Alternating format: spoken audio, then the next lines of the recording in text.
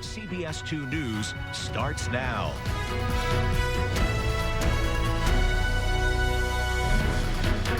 Welcome to CBS 2 News this midday. This is a live look at downtown Boise. It's Wednesday, December 18th, 2024. I will have a full look at your forecast coming up in just a few minutes. But first, on the East Coast, Baltimore County police say one person is dead and 9 others are injured after a mass shooting in Maryland last night. The Baltimore County police chief stating that the first arriving officer found a vehicle on its side on fire. He went on to say that the victims were found not too far from the burning vehicle. There's no threat at this time. We believe this to be a targeted incident. That it was isolated. It appears that the individuals in this case somehow knew one another, and that this incident was intentional and targeted. Several city blocks were closed in Baltimore County. It's unclear if any suspects have been arrested. 5 family members were found dead inside a West Valley, Utah home, including parents and 3 children under the age of 11. In any case where people have died, loved ones have been lost, we want to make sure that we do the most absolute thorough job possible so that we can bring justice for the victims. Deputy Communications Director Roxanne Vanuku with the West Valley City Police Department said they first became aware of the family Monday. Vanuku said a family member called them concerned that the 38-year-old woman who lived at the house had not been reachable for several days. West Valley City Police Department saying that officers looked through the window of the home but did not see anything and did not enter. The family member became concerned again after the woman failed to show up for work yesterday. The family member went to the woman's house, entering through the garage, and found a 17-year-old boy who was injured from a gunshot wound. Vanuku also said they believe the incident was contained entirely within the home. Again, 5 family members found dead, both parents and 3 children. Investigators do not yet know who was responsible for the deaths. The teen was taken to a hospital. His condition is currently unknown. However, officers saying that he was severely injured and that they are having difficulties communicating with him to find out what happened. In Madison, Wisconsin, people creating a memorial outside Abundant Life Christian School for the teacher and student killed in Monday's shooting. As of this morning, 2 of the 6 wounded are still in critical condition. Flowers and candles signifying thoughts and prayers. Right now, investigators tracing the steps of the 15-year-old suspect.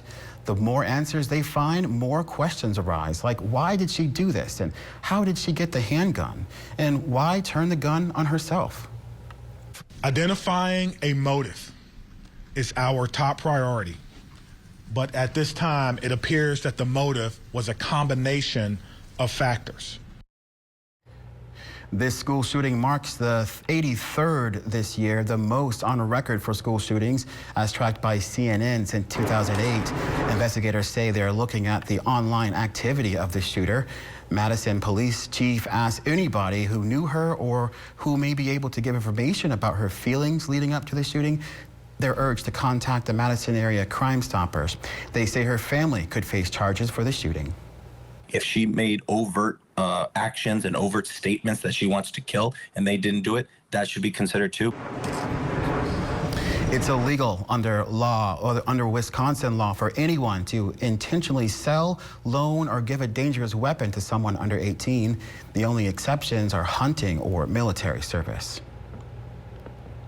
The man accused of killing United Healthcare CEO now charged with murder as an act of terrorism. A grand jury in New York has indicted 26-year-old Luigi Maggioni in the killing of Brian Thompson in Manhattan earlier this month.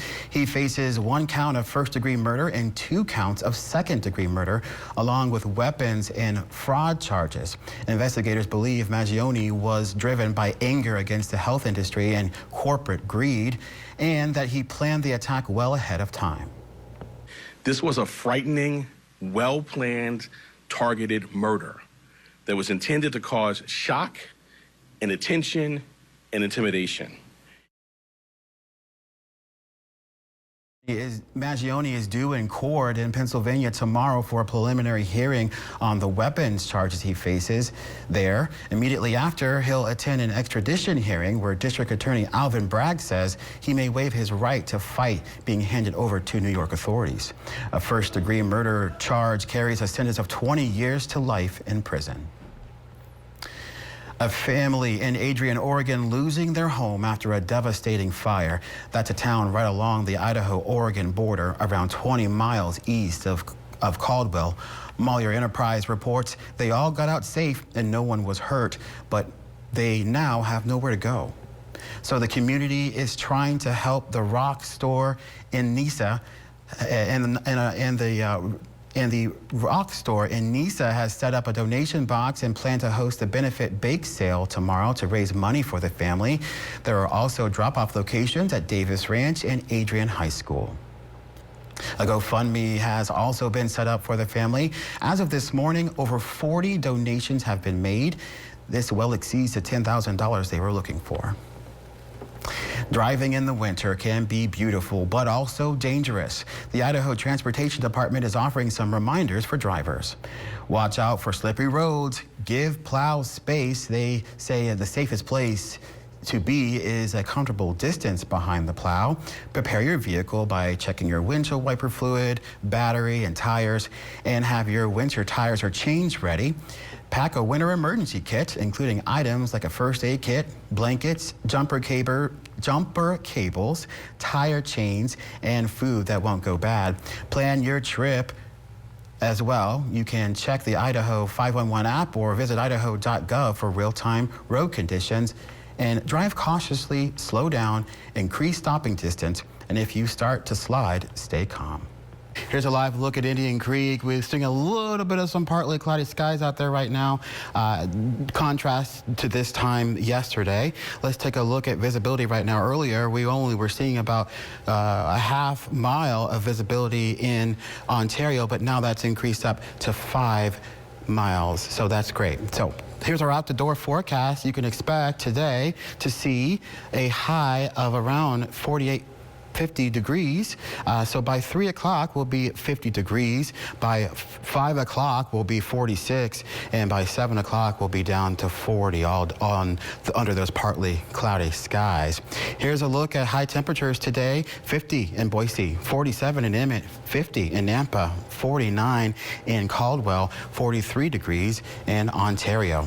Here's a look at our forecasted highs for the next couple of days. That actually should be 50 as we have reached that. So today, a high of 50 degrees. We will see on Thursday a high of 37, 36 degrees on Friday, 40 degrees on Saturday. That average high is 38 degrees. So as we get to the later half of the week, Saturday and Sunday will be above that average. So Sunday we'll have a high temperature of 43. Coming up, I'll have a full look at the 7-day forecast for the Treasure Valley and the mountains. Well, coming up next on CBS 2 News, the Broncos getting ready for the playoffs, but they're not quite sure who they're preparing for. We look ahead to the Fiesta Bowl as the college football landscape still continues to shift. And it's time for our question of the day. Let's look at first yesterday's question of the day. A recent poll says half of households hang these on their Christmas tree. What are they? The answer was candy canes, which I went out and bought right after the show yesterday. Now for today's question, about 70% of people say they will buy this during the holiday season. What is it?